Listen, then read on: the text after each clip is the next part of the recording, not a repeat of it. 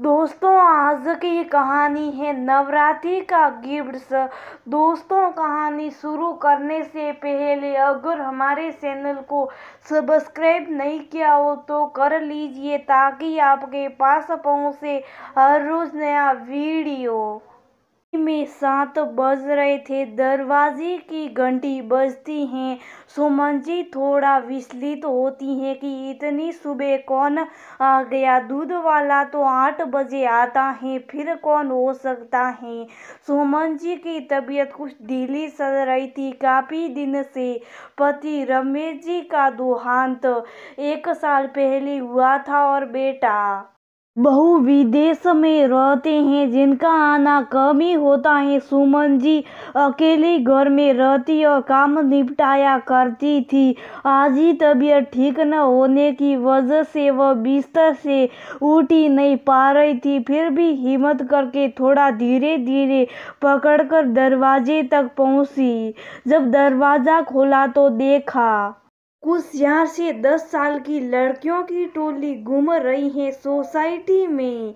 उन्होंने बच्चियों से पूछा, आज क्या स्पेशल है जो वो इतना तैयार होकर घूम रही हैं। तब उन्हें ज्ञात हुआ कि नवरात्र चल रहे हैं और कन्याओं के भोग के लिए वह आई थी।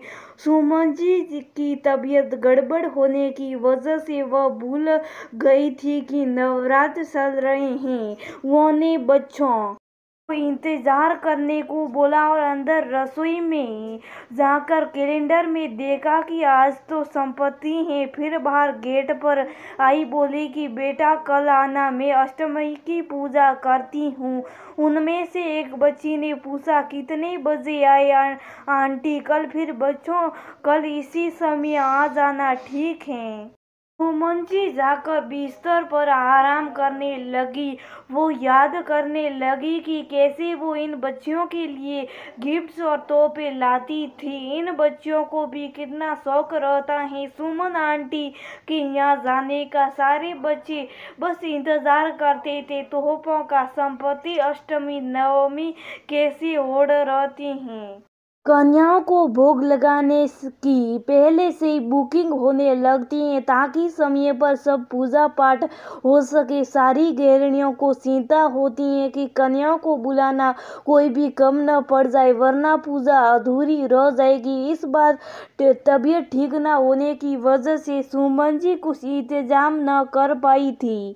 सोचने लगी कि कल जब ये बच्चियां आएगी तो कुछ तो देना पड़ेगा। अच्छा सा उन्होंने पास वाली सोसाइटी की दुकानदार को व्हाट्सएप किया सामान ताकि वह दरवाजे तक होम डिलीवरी कर दे। वो इस खुशी के मौके को गंवाना नहीं चाहती थी। कोई औलाद न होने की वजह से वह दूसरे बच्चों के लिए बहुत कुछ करती रहती थी। उनके लिए तोहफे लाना, उनकी मदद करना। उन्होंने कभी बच्चों में कोई फर्क नहीं रखा, चाहे वो किसी सड़क पर बच्चों को देखे या फिर सोसाइटी में रहने वाले। अगले दिन ही सुबह 7 बजे फिर दरवाजे की घंटी बजी। सुमन जी ने दरवाजा खोला। सारी बच्चियां तैयार होकर बैग टोक कर खड़ी थी। सुमन जी ने दरवाजा खोला और रसोई के पास वाले हॉल में बैठा दिया। लाइन से वो अंदर गई और सबके लिए थाली लेकर आई, जिसमें भोग लगाने के लिए थोड़ी थोड़ी पूरी सब्जी थी। बच्चियों ने भी थोड़ा थोड़ा खाया और फिर गिफ्ट्स का इंतजार करने लगी। सुमन जी ने टीका करके सबके हाथों में गिफ्ट्स पकड़ाए और पैर छूकर आशीर्वाद लिया। सभी बच्चों के चेहरे पर एक बड़ी सी मुस्कान आ गई। सब आपस में देख रही थी क्या क्या मिला। वो बच्चियों को तो मजा आ गया था। किसी घर से रुपये मिले, किसी ने तोहफे दिए। सब अपने बैग में देख रहे थे कि कितना कुछ मिला है और फिर सब चली गई। सुमन जी ने सब समेटकर बालकनी में आकर देखा कि बच्चियां कितनी खिलखिला रही हैं, एक दूसरे के तोहफे और पैसे गिन रही हैं। सच में त्योहार का मजा ही अलग होता है। बच्चों के चेहरे पर जो खुशी आती है उससे मन और माहौल खुशनुमा हो जाता है। तभी अचानक फिर से दरवाजे की घंटी बजती है। सुमन जी जब दरवाज़ा खोलती हैं तो वो अपने विदेश से आए हुए बच्चों को देखकर फूली नहीं समाती। उनकी सारी बीमारी